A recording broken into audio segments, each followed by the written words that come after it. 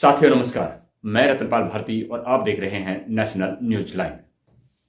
देश भर की तमाम छोटी बड़ी खबरों के लिए बने रहिए हमारे साथ इस वीडियो में आखिर तक।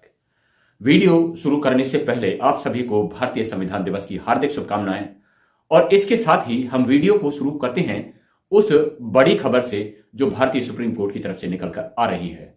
भारतीय सुप्रीम कोर्ट के प्रांगण में सरकार के द्वारा मुख्य न्यायाधीश डी.वाई. चंद्रचूड़ की देखरेख में व महामहिम राष्ट्रपति महोदया श्रीमती द्रौपदी मुर्मू के कर कमलों द्वारा आज बाबा साहब की प्रतिमा का अनावरण कराया गया। इस मौके पर सुप्रीम कोर्ट के मुख्य न्यायाधीश डी.वाई. चंद्रचूड़ और महामहिम राष्ट्रपति द्वारा बाबा साहब को नमन किया गया। इस कार्यक्रम में अपनी बात रखते हुए मुख्य न्यायाधीश डी.वाई. चंद्रचूड़ ने कहा कि संविधान उन लोगों की भी रक्षा करता है जो इसका सम्मान नहीं करते। इसके साथ ही उन्होंने अपने भाषण में यहां तक भी कहा कि देश का मुख्य चुनाव आयुक्त ऐसा होना चाहिए जो प्रधानमंत्री से भी न डरे।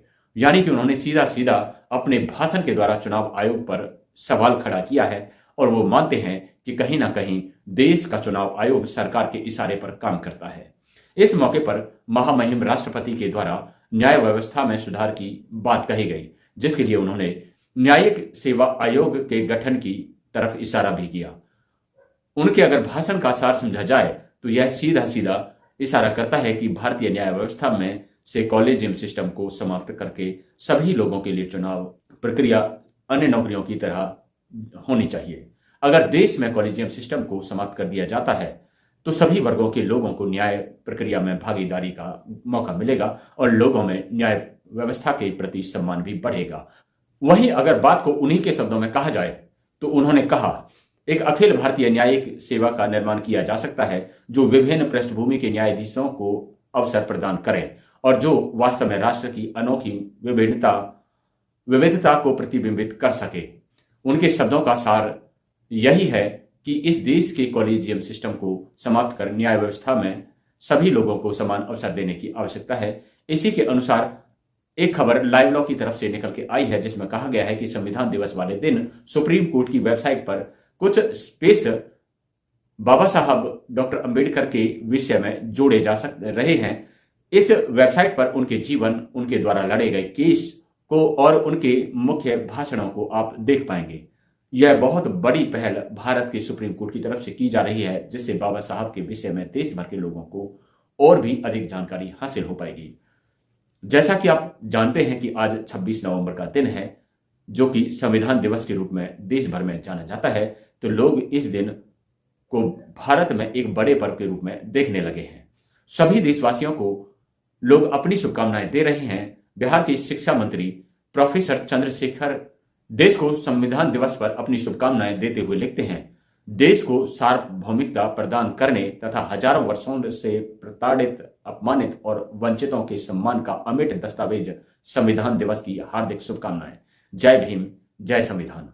एडवोकेट ममता गौतम लिखती हैं, आज दुनिया के सबसे पवित्र ग्रंथ का जन्मदिन है जिसका नाम है भारतीय संविधान। संविधान दिवस पर आप सभी देशवासियों को बहुत बहुत बधाई एवं मंगल कामनाएं। मूल्यवासियों का यह देश है, संविधान ही सर्वश्रेष्ठ है। रमेश राठौड़ लिखते हैं, राष्ट्र निर्माता, पूरी दुनिया में सिंबल ऑफ नॉलेज के नाम से मशहूर संविधान निर्माता और देश की संविधान में महिलाओं को शिक्षा, समानता का हक देने वाले शोषित, पीड़ित और वंचित समाज को भी संविधान में हक अधिकार देने वाले बाबा साहब को संविधान दिवस पर दिल की गहराइयों से नमन। तो वहीं दीपक अंबेडकर लिखते हैं, कभी फुर्सत मिले तो पढ़ना मुझे, मैं तुम्हारी बेमिसाल उलझन का मुकम्मल समाधान हूं, मैं भारत का संविधान हूं। अमित दिवाकर अपने शब्दों को बाबा साहब के लिए समर्पित करते हुए कहते हैं, रुतबा मेरे सर को आपके संविधान से मिला है, सम्मान भी मुझे आपके संविधान से मिला है, औरों को जो मिला है वो मुकद्दर से मिला है, हमें तो मुकद्दर भी आपके संविधान से मिला है। संविधान निर्माता परम पूज्य डॉक्टर बाबा साहेब भीमराव अंबेडकर के चरणों में कोटि कोटि नमन। हरियाणा सरकार की तरफ से एक बड़ी खबर निकल कर आ रही है। हरियाणा के मुख्यमंत्री मनोहर लाल खट्टर ने ट्विटर पर अपने संदेश में लिखा, हरियाणा परिवार की उन बेटियों के लिए मैं आज मुफ्त शिक्षा की घोषणा करता हूं जिनकी वार्षिक आय 1,80,000 तक है। यह घोषणा सभी निजी और सरकारी कॉलेजों पर लागू होगी और जो फीस होगी वह सरकार द्वारा वहन की जाएगी। इसके साथ ही 1,80,000 से 3 लाख रुपए तक की वार्षिक आय वाले परिवारों की बेटियों की कॉलेज, निजी और सरकारी की शिक्षा की आधी फीस सरकार देगी। तो इस पर लोग काफी बहस कर रहे हैं और लोग सरकार से और खासतौर से मुख्यमंत्री मनोहर लाल खट्टर से मांग कर रहे हैं कि शिक्षा सभी बच्चों का मौलिक अधिकार होती है, तो क्यों ना सभी बच्चों के लिए मुफ्त और समान शिक्षा का प्रावधान किया जाए। वहीं भारतीय संविधान में भी इसी तरह की शिक्षा का प्रावधान किया गया है, जो बच्चों को समान शिक्षा दिलाना सरकारों का दायित्व होता है।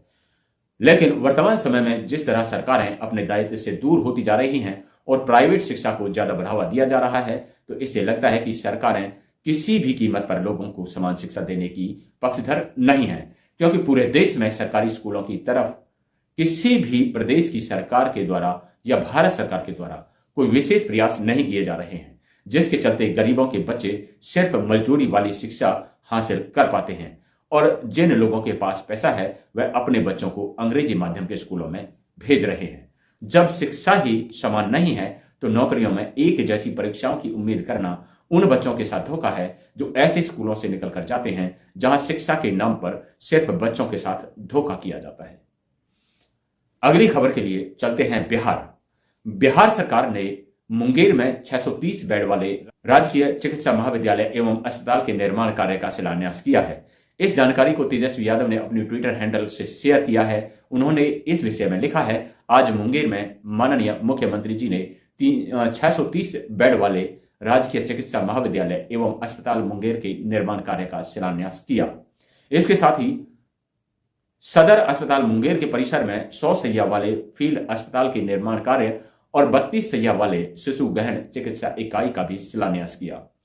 बिहार की सरकार जिस तरह लोगों के लिए कभी नौकरियां उपलब्ध करवाती है, तो कहीं लोगों के स्वास्थ्य की देखभाल के लिए बड़े बड़े अस्पतालों का निर्माण करती हुई दिखाई दे रही है। किसी भी देश की जनता को सरकार की तरफ से यही सब तो चाहिए होता है कि सरकारें उनके शिक्षा, रोजगार और स्वास्थ्य की देखभाल अच्छे से कर सकें और इसके साथ साथ अच्छी कानून व्यवस्था भी उपलब्ध करवा सकें। मेन स्ट्रीम मीडिया कभी भी देश की आम जनता से जुड़ी खबरें आपको उपलब्ध नहीं करवाता है। इसका उदाहरण कल फिर से सामने आया। कल भारतवर्ष के तमाम बुद्धिजीवी लोग इंडिया गेट पर एकत्र हुए और वहां से पैदल मार्च करते हुए विज्ञान भवन पहुंचे, जहां एक बड़े कार्यक्रम का आयोजन किया गया था और यह आयोजन संविधान दिवस की पूर्व संध्या के उपलक्ष्य में करवाया गया था। इसमें मुख्य अतिथि के तौर पर पूर्व राष्ट्रपति रामनाथ कोविंद जी मौजूद थे। इस कार्यक्रम में कई हजार लोगों ने हिस्सा लिया था, लेकिन इसकी एक भी झलक मेन स्ट्रीम मीडिया के द्वारा नहीं दिखाई गई। सिर्फ सोशल मीडिया के जरिए कुछ प्लेटफॉर्म पर इस खबर को दिखाया गया। ऐसा इसलिए होता है क्योंकि मेन स्ट्रीम मीडिया में जातिवादी भेड़िए बैठे हुए हैं जो नहीं चाहते कि इस देश में कमेरा, किसान और मजदूर वर्ग की आवाज देश के दूसरे कमेरे लोगों तक पहुंच सके और लोग जागरूक होकर अपने अधिकारों के लिए आवाज उठाएं। सोशल मीडिया के जरिए आपको ऐसी खबरें देखने और सुनने को मिलती हैं जिन खबरों का बहिष्कार गोदी मीडिया के पत्रकारों के द्वारा किया जाता है, लेकिन ऐसी खबरें कहीं ना कहीं आपके काम की होती हैं। इसलिए आपसे गुजारिश है कि ऐसे जातिवादी मानसिकता के लोगों के न्यूज चैनल्स का बहिष्कार करें जो आपके काम की खबरें आपको नहीं दिखाते हैं और सिर्फ किसी व्यक्ति विशेष का प्रचार करने में लगे हुए हैं। आपके काम की खबरें सोशल मीडिया के जरिए आप तक पहुंचती हैं, तो आप ऐसे सोशल मीडिया चैनल्स को सब्सक्राइब करके मजबूती प्रदान करें जो आपके लिए सच्ची और सटीक खबरें लेकर आते हैं। हमारी इस वीडियो पर क्या है आपकी राय, कमेंट बॉक्स में जरूर लिखें। चैनल पर अगर आप नए हैं तो इस चैनल को सब्सक्राइब करके वीडियो को लाइक और शेयर जरूर करें। अगले वीडियो में आपसे फिर से मुलाकात होगी। तब तक के लिए नमस्कार, जय भीम।